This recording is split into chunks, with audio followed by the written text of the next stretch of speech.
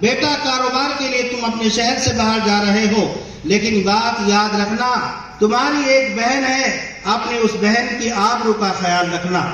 بیٹا مایوس ہوا، بیٹا باپ کی طرف متوجہ ہوا۔ بیٹے نے کہا کہ ابا جان، میری ایک لوتی بہن ہے، میں اپنی بہن کی آبرو کا اور عزت کا خیال نہیں کروں گا تو آخر میری بہن کی عزت اور آبرو کا خیال کون کرے گا؟ اور بیٹا یہ کہنے کے بعد شہر سے باہر تجارت کے لیے چلا گیا۔ جس شہر میں بیٹا تجارت کے لیے گیا، وہاں تجارت سے فارغ ہوا۔ فارغ ہونے کے بعد اپنے شہر واپس لوٹنے لگا۔ جب وہاں سے واپس آ رہا تھا تو دیکھا راستے میں ایک خوبصورت لڑکی اس کے سامنے آ گئی۔ اس نے جا کر اچانک شیطان نے وسوسہ ڈالا اور جا کر اس نے اس کا بوسہ لے لیا۔ بوسہ تو لے لیا لیکن شرمندہ ہوا اور اس لڑکی کے پاس دوبارہ پہنچا، جا کر کے معافی مانگی اور کہا مجھ سے غلطی ہو گئی، مجھے معاف کر دینا، مجھ سے بہت شرمندہ ہوا، اور یہ بات کہہ کر وہاں سے واپس ہو گیا۔ حضرات علماء نے لکھا ہے کہ اس تاجر کے گھر میں ایک سکہ تقریباً 50 سال سے پانی بھرتا تھا، لیکن کبھی اس کا کوئی قصور اس کے سامنے پیش نہیں آیا۔ بوڑھا ہو گیا، ایک دن وہ سکہ پانی لے کر گھر کے اندر آیا اور اس کی بہن کا آ کر کے بوسہ لے لیا۔ بہرحال باپ کو پتا چل گیا کہ سکے نے ایسا کر دیا، لیکن باپ نے سکے سے کچھ نہیں کہا۔ باپ اپنے بیٹے کے آنے کا انتظار کرنے لگا۔ بیٹا جب گھر واپس آیا تو باپ نے پوچھا بیٹا سفر کیسا رہا؟ بیٹے نے کہا ابا جان سفر بہت اچھا رہا، کاروبار میں بہت نفع ہوا۔ باپ نے بار بار یہ جملہ دہرایا، بیٹا کاروبار کیسا رہا؟ کوئی واقعہ تو پیش نہیں آیا، کوئی ایسا حادثہ تو پیش نہیں آیا۔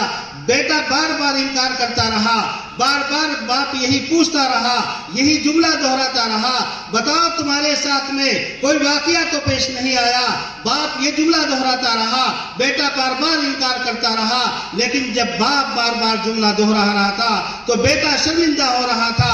آخر بیٹے نے کہا ابا جان ایک واقعہ پیش آیا، ایک حسین جمیل لڑکی میرے سامنے آ گئی اور غلطی سے میں نے اس کا بوسہ لے لیا، شیطان نے وسوسہ ڈالا، شیطان نے گناہ پر مجھے آمادہ کیا، بس ایک واقعہ یہ پیش آیا لیکن میں نے معافی مانگ لی۔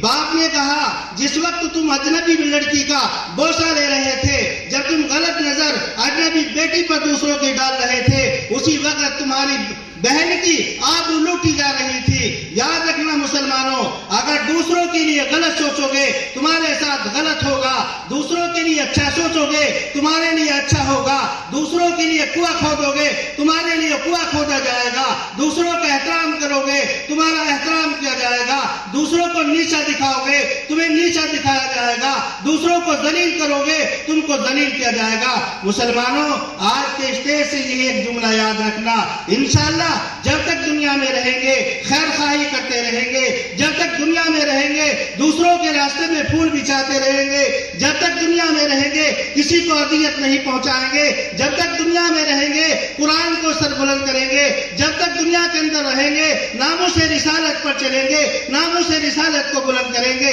یہی میرا آخری پیغام ہے، یہی اسٹیج سے میں آپ حضرات کو پیغام دینا چاہتا ہوں۔ آپ حضرات نے بہت دیر سے جلسہ سنا اور بہت غور سے سنا، اللہ تبارک و تعالیٰ آپ حضرات کے سننے کو قبول فرمائے، یہاں پر شریک ہونے کو قبول فرمائے، اللہ تبارک و تعالیٰ ہمارے جلسے کو قبول فرمائے، اللہ تبارک و تعالیٰ ہمارے جلسے کو ہر اعتبار سے قبول فرمائے، اللہ تبارک و تعالیٰ ہمارے مدرسے کو ہر اعتبار سے ترقی عطا فرمائے۔ جتنے لوگ یہاں پر آئے ہیں اللہ تبارک و تعالیٰ سب کو قبول فرمائے۔ درود شریف پڑھ لیں۔ الحمدللہ رب العالمین والصلاة والسلام علی رسولہ الکریم۔ ربنا آتنا فی الدنیا حسنۃ وفی الآخرۃ حسنۃ وقنا عذاب النار۔ ربنا ظلمنا انفسنا وان لم تغفر لنا وترحمنا لنكونن من الخاسرين۔ ربنا لا تجعلنا فتنة للقوم الظالمين ونجنا برحمتك من القوم الكافرين۔ وقل رب اغفر وارحم وانت خیر الراحمین۔ اے اللہ ہم گنہگار